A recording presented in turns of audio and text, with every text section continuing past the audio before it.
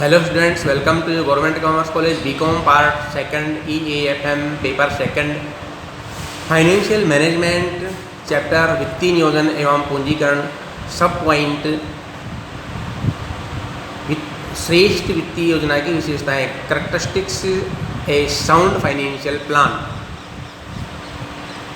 किसी भी व्यावसायिक संस्था की सफलता उसकी वित्तीय योजना पर निर्भर करती है। एक व्यवसाय तभी सफल हो सकता है जबकि उसकी वित्तीय योजना श्रेष्ठ हो। वित्तीय योजना में श्रेष्ठ तभी कही जाएगी जबकि उसमें निम्न गुणों का समावेश होता है, अर्थात आगामी गुणों जो बताए जा रहे हैं उसके बारे में। नंबर 1 है सरलता। एक वित्तीय योजना अस्पष्टताएं एवं जटिलताओं से मुक्त होनी चाहिए ताकि यह आसानी से समझी एवं क्रियान्वित की जा सके। अधिकांश विनियोजक एवं अंशधारियों में जटिल वित्तीय योजनाओं को समझने एवं विश्लेषित करने की विशिष्ट योजना का अभाव होता है। इसलिए कंपनी को पूंजी संरचना, निर्गमित पूंजी प्रतिभूतियों की संख्या व प्रकार सीमित रखते हुए बहुत सरल रखना चाहिए। नंबर 2 आता है दूरदर्शिता। आवश्यक कोषों का अनुमान लगाने के लिए दूरदर्शिता एवं दृष्टि आवश्यक है। इसलिए सही पूर्वानुमानों के द्वारा वर्तमान एवं भावी वित्तीय आवश्यकताओं का अनुमान लगाने के पश्चात ही वित्तीय योजनाओं की रूपरेखा करनी चाहिए। पूंजीकरण इतना उचित होना चाहिए कि उस धनराशि से सभी प्रकार के स्थायी एवं कार्यशील व्यय पूरे किए जा सकें। प्रवर्तकों को संस्था की अल्पकालीन एवं दीर्घकालीन आवश्यकताओं का अनुमान लगाने के लिए पूर्वानुमानों का प्रयोग करना चाहिए। नंबर 3 आता है पूंजी का पूर्ण सदुपयोग। एक उत्तम वित्तीय योजना वह है जिसके द्वारा एकत्रित पूंजी न तो आवश्यकता से अधिक होनी चाहिए तथा न ही आवश्यकता से कम होनी चाहिए, बल्कि उचित पूंजीकरण होना चाहिए। ऐसा स्थायी एवं कार्यशील पूंजी में उचित सामंजस्य स्थापित करके किया जा सकता है। इसके अतिरिक्त स्थायी पूंजी का उपयोग कार्यशील पूंजी के लिए तथा कार्यशील पूंजी का उपयोग स्थायी पूंजी के लिए नहीं करना चाहिए, अन्यथा संस्था में आर्थिक संकट का जोखिम उत्पन्न हो सकता है। नंबर 4 है लूजशीलता, फ्लेक्सिबिलिटी इन द प्लान। व्यवसाय के सुचारू संचालन के लिए यह आवश्यक है कि उसके ढांचे में किसी प्रकार की कठोरता नहीं होनी चाहिए। वित्तीय संरचना में कठोरता होने से अनेक दोष उत्पन्न हो जाते हैं, कठिनाइयाँ पैदा हो सकती हैं और उसका कार्य अनावश्यक रूप से सीमित हो सकता है, स्थगित हो सकता है। ऐसी स्थिति में वित्तीय योजना कार्य साधन न रहकर कार्य बाधक बन जाती है। इसलिए वित्तीय योजना ऐसी होनी चाहिए जिसमें आवश्यकता अनुसार, समयानुसार और परिस्थितियों को ध्यान में रखते कुछ परिवर्तन किया जा सके, अर्थात लूजशीलता का गुण होना चाहिए। आकस्मिकताओं का पूर्वानुमान। किसी भी व्यावसायिक संस्था के जीवन में आकस्मिक घटनाएं घटित हो सकती हैं जिनका पहले से अनुमान नहीं लगाया जा सकता। उदाहरण के लिए संपन्नता के स्थान पर मंदी आ जाना अथवा अवसाद की स्थिति आ जाना।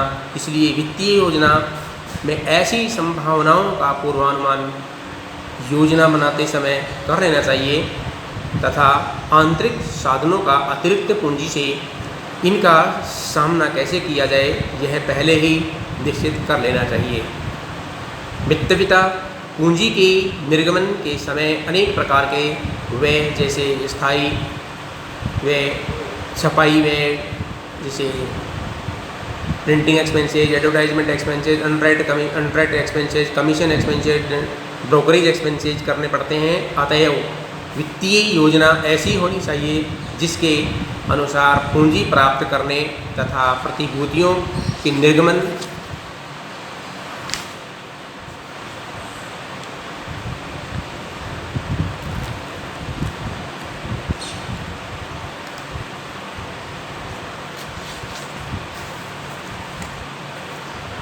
का व्यय कम से कम रहे। इसलिए प्रतिभूति मिश्रण इस प्रकार बनाना चाहिए ताकि कोषों की लागत संस्था की भुगतान करने की क्षमता में संतुलन बना रहे। इसमें सब पॉइंट आता है फैक्टर अफेक्टिंग फाइनेंशियल प्लानिंग, वित्तीय नियोजन को प्रभावित करने वाले तत्व।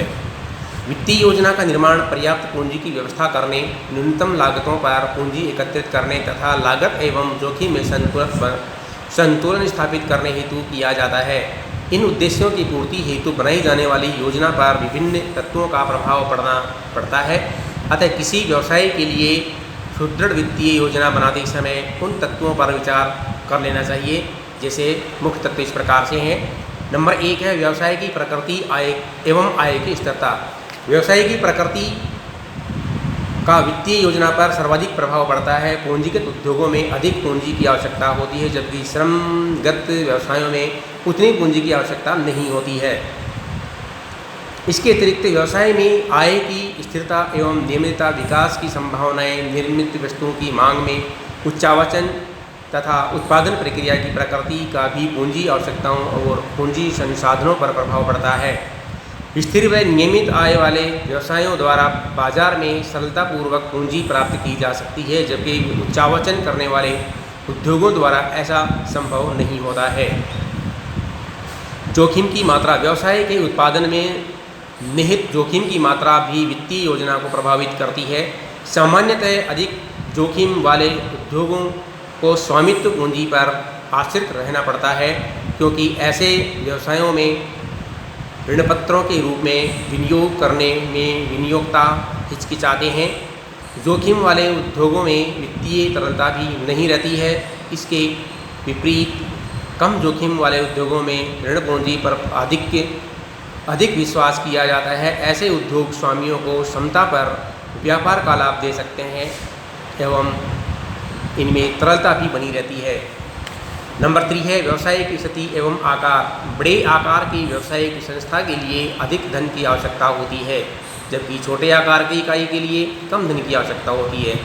बड़े आकार अधिक आयु तथा प्रबंधकों एवं प्रवर्तकों को धन लगाने को तैयार रहता है। इसके विपरीत नए व्यवसाय के लिए धन एकत्रित करने में कठिनाई आती है, क्योंकि ऐसी संस्थाओं में विनियोक्ता प्रवर्तकों एवं प्रबंधकों के चरित्र एवं साख के आधार पर विनियोग करता है। विभिन्न वित्तीय संसाधनों का मूल्यांकन। वित्तीय योजना के निर्माण के समय बाजार में उपलब्ध विभिन्न वित्तीय साधनों का मूल्यांकन करना आवश्यक है।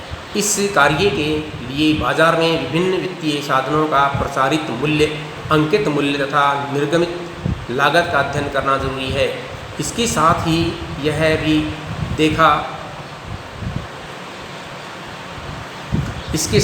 देखना जरूरी है कि ऐसी प्रतिभूतियों के निर्गमन का समय अनुकूल है अथवा नहीं। इन सभी बातों पर विचार करके विभिन्न विकल्पों का मूल्यांकन करते हुए उनमें से श्रेष्ठ विकल्प का चुनाव करना चाहिए। नंबर 5 है प्रबंधकों का दृष्टिकोण। प्रबंधकों का दृष्टिकोण भी वित्तीय योजना को प्रभावित करता है।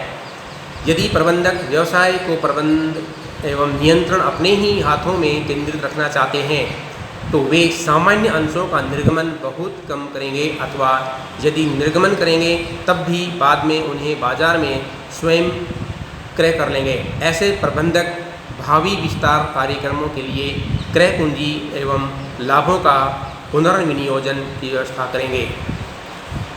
नंबर 6 है सरकारी नियंत्रण।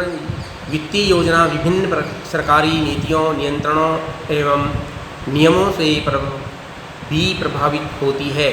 जैसे प्रतिभूतियों का स्कंद बाजार में सूचीयन करने के लिए भी भारतीय प्रतिभूति एवं विनिमय बोर्ड सेबी से अनुमोदन करना पड़ता है। ऐसी अनुमति तभी दी जाती है जब वर्तमान प्रतिभूति मिश्रण आदर्श हो अथवा नियमों के अनुकूल हो। बाह्य घटक। नंबर 7 बाह्य घटक। नवस्थापित व्यवसाय अथवा विद्यमान व्यवसाय में व्यवसाय के विस्तार हेतु बनाई जाने वाली वित्तीय योजना